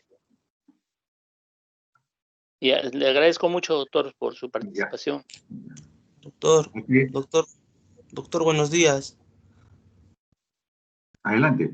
¿Qué tal? Disculpe, una consulta para el doctor Mazaliaga, si se encontrará todavía. Sí, dígame.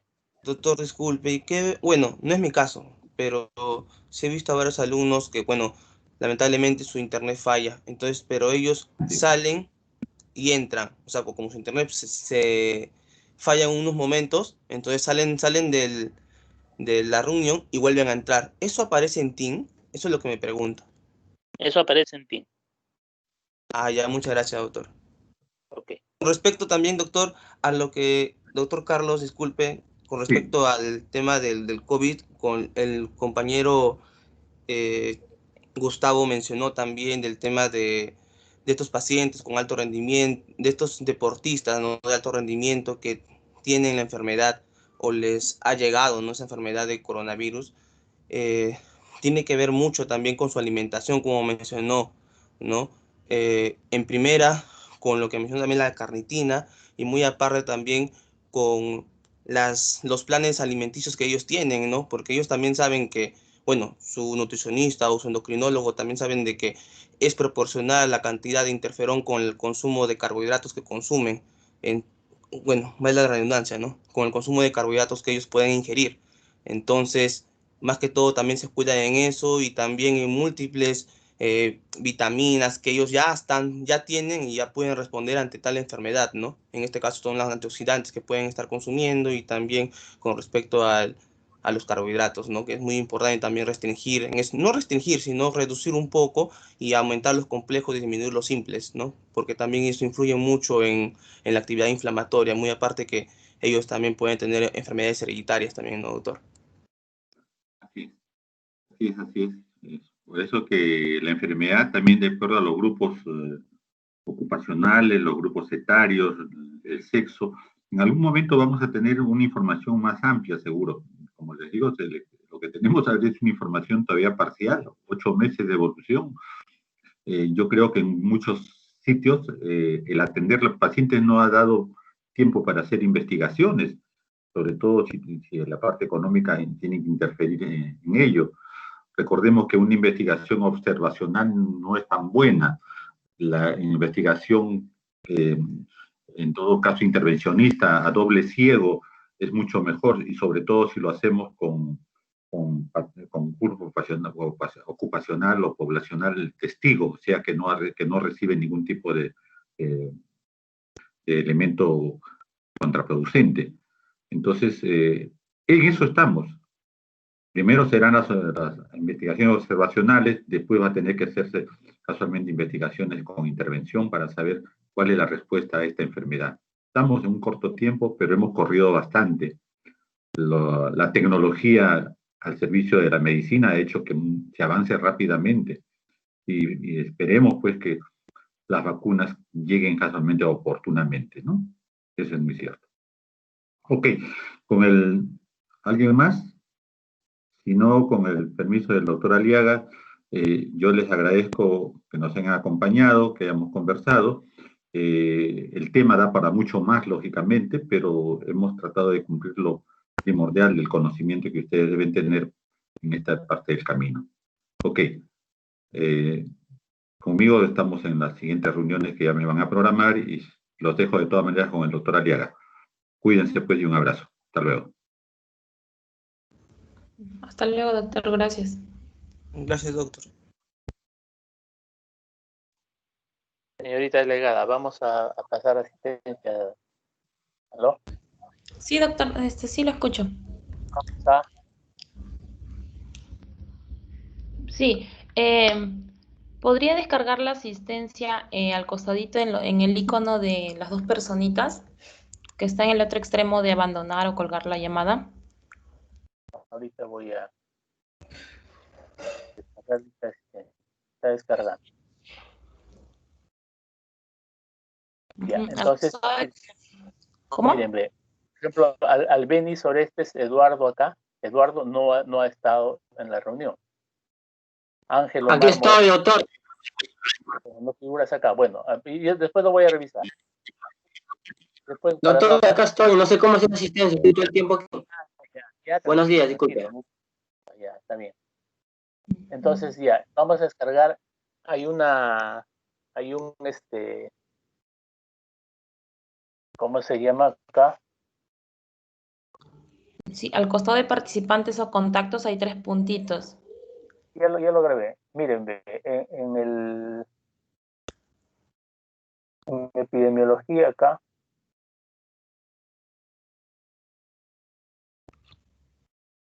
Hay una parte donde dice administrar equipo. Ujú. Y ahí es donde yo voy a ver también en qué momento las personas han estado. Lógicamente entiendo que puede existir fallas en el internet, eso es comprensible. Pero si está más de 50 minutos de la clase fuera, creo que también eso no está tan claro, ¿no? Como para entender y comprender. Bueno, estimadas alumnos, ¿les parece